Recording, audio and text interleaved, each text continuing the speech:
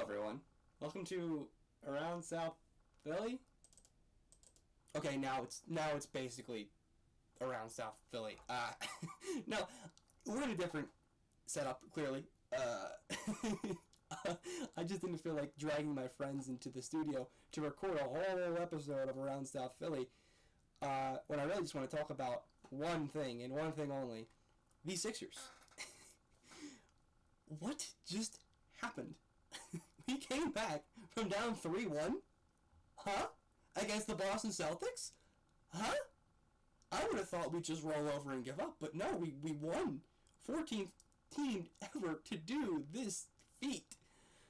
I just could not resist talking about the hottest team in Philadelphia. I have to start things off talking about Joel Embiid. My favorite Sixer. I think he's the greatest Sixer to ever put on a Sixers uniform. So I might be a little bit biased here when I say it, but who cares? No one else is willing to give him his flowers most of the time. Most of the time they just want him traded. So,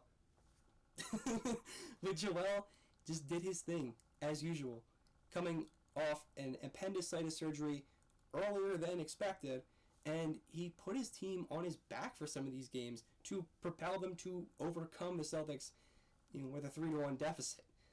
And Joel has been doing this, partially torn meniscus and multiple orbital fractures. Half of his face has been paralyzed at one point, and he continues to produce. He plays through these injuries, unlike someone on the Boston Celtics. And when he plays, he doesn't just play, he plays exceptionally well. And I'm just so happy to see that people are starting to recognize that, because it's been a long time coming. Joel was never soft, he was never lazy, he's always been hungry. Game 7, the ball is going out of bounds, and Joel's limping, but he's diving for that ball, and no one just gives him credit for that. Joel looked fantastic this series. He was just pristine in the mid-range, fantastic defensively, and can I just say, defensively, how is he doing this? How many injuries he's had? He should not be this good defensively. In the paint, even on the perimeter, that man is clamping. So yeah, Joel played awesome, as expected. And I have to talk about our backcourt, VJ Max, who I grouped together not just for that awesome nickname, but I really do think these guys have changed the culture of this team. From the second VJ was drafted, he wanted to work. And Tyrese has always been like that, putting in work, and it shows, really. And I also just think that Tyrese in particular has really stepped up this season as a leader, as a foundational piece of this team. And I think you look at the vibes when he's looking in, they feel really good, or seem to feel really good. Tyrese was talking about the team I saw in a post-game interview, and it was all just smiles and support. And I don't think we've had this nice of a Sixers locker room in ages. It's all just been toxic.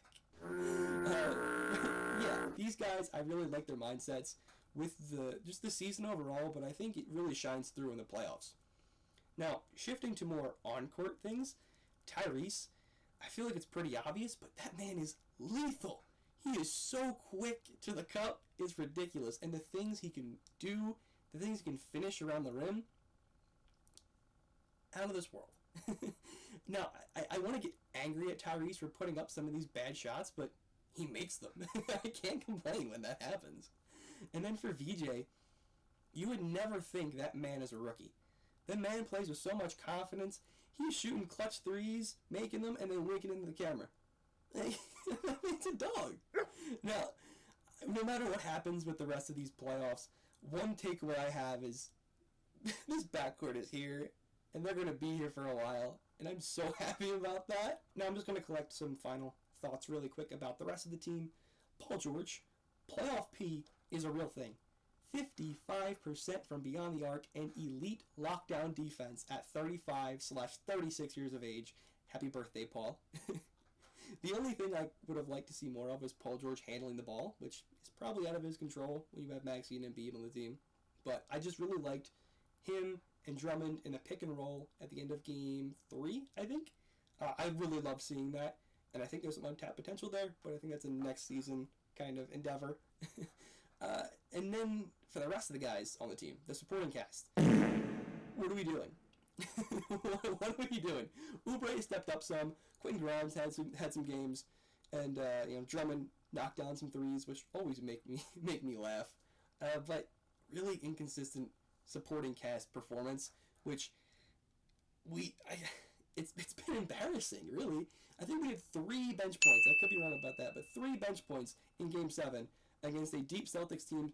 How we won that with that kind of production from our supporting cast, I don't know. But that's got to change if we want to do anything.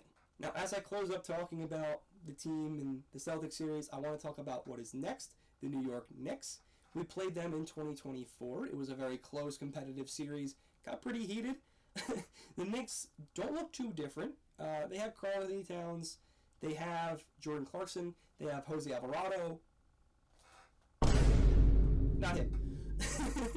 But for the most part, the core remains pretty similar.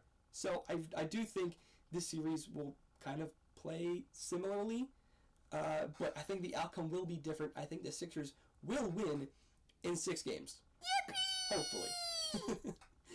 Talking keys to victory, as I touched on, the supporting cast need to do something. Okay? We beat the deep Celtics. I can't believe we did that. But we can't assume we're going to do it again. That kind of bench production we got throughout the parts of the Celtics series was horrible. And we know how this team can get when Joel is not on the floor. So I think just some form of production from our supporting cast could go a long way. And secondly, I think another thing that is a key to victory is managing the double teams with Joel. That always has kind of been a key to victory in the playoffs with us. Joel always gets doubled. That happened in the last time we played the Knicks. I think Joel has been a great player when it comes to being doubled as of recent years. I think he's really improved at that ability.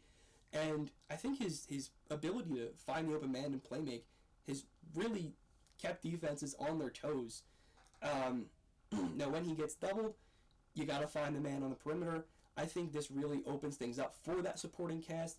I think Tyrese Maxey as well, with his speed and how easy he gets to the rim, will also keep the defense on their toes. Between Joel doubles and Maxey's speed, this team could be lethal if our supporting cast knocks down their shots. So let's have the Knicks everywhere. I think in a perfect world, we will. And and that will do it for my emergency episode of Around South Philly. Whether I'm going to keep doing this, probably not. It is final season at the moment. So, might not do this again, but just know if I do not record anything, that there is no team in the East that scares me. The West, maybe. I think we can go to the finals, though. After that Celtics series, we totally can. So hopefully, the next time I see you is me at a parade. That's what I'm hoping for. But, if not, if we lose in dramatic fashion, I may have to record a generational rant. I may or may not have already done this rant when we went down 3-1. But I'll do it again. Because it's the same things. I'm sure you can guess what they are. But yeah, until next time, whatever that is, trust the process.